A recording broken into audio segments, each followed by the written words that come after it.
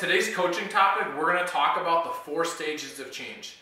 To me, this is a very important topic to understand so that we can better coach our clients. So that we get them from the point of not knowing to mastering their skills. Okay, so in the 4 stages of change, we have unconsciously incompetent, consciously incompetent, consciously competent, and unconsciously competent.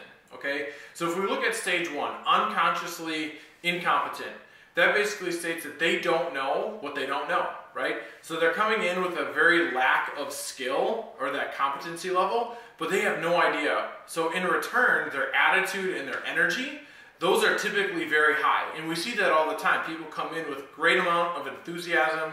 They're starting off their membership. They are really excited about getting going, but they just don't realize that the skills needed are lacking. So, and at that point, that newness wears off very quickly and they slide right into stage 2, where they become consciously incompetent or aware of the fact that they don't have the necessary skill set in order to achieve their goals. So what this does to that attitude and that energy level, they drop. And they drop fast and they drop hard. So attitude and energy are now low, and now they're aware of the fact that they don't have the necessary skills. So that can happen right away for people within the first couple days, or sometimes it's in the first month when they don't see the changes that they want. They don't see the scale moving in the direction that they want.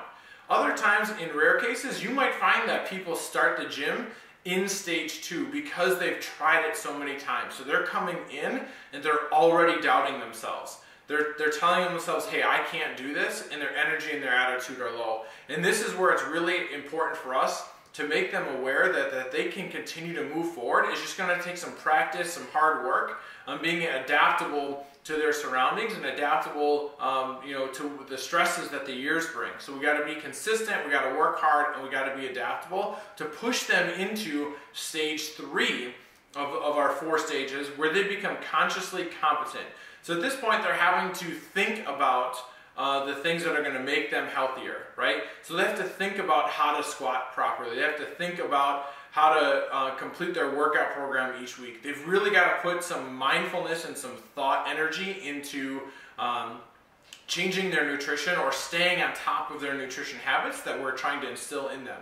So at this point, their competency is coming up, but their attitude and their energy probably really aren't very high yet. You know, they might be starting to grow back to that initial level of excitement, but they're not there just yet. Not until we continue to work with them until they get to this level of what we would call unconsciously competent.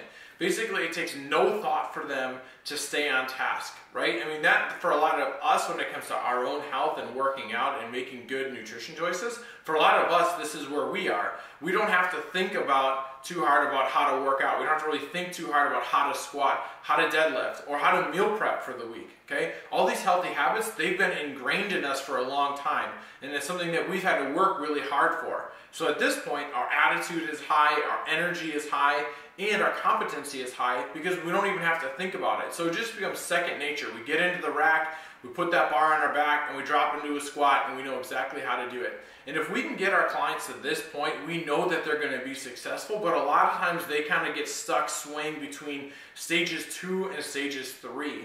And sometimes just understanding these stages and knowing where they can go can be very helpful and get them out of that initial rut. So I hope this helps, guys. Make sure you're having these conversations with your clients. I'd love to talk with you guys more about this as well. Some examples that I've seen, with my clients, that I've seen with the different staff members. And also, I'd love to hear your feedback on how you feel like it can help your clients as well. Talk to you guys soon.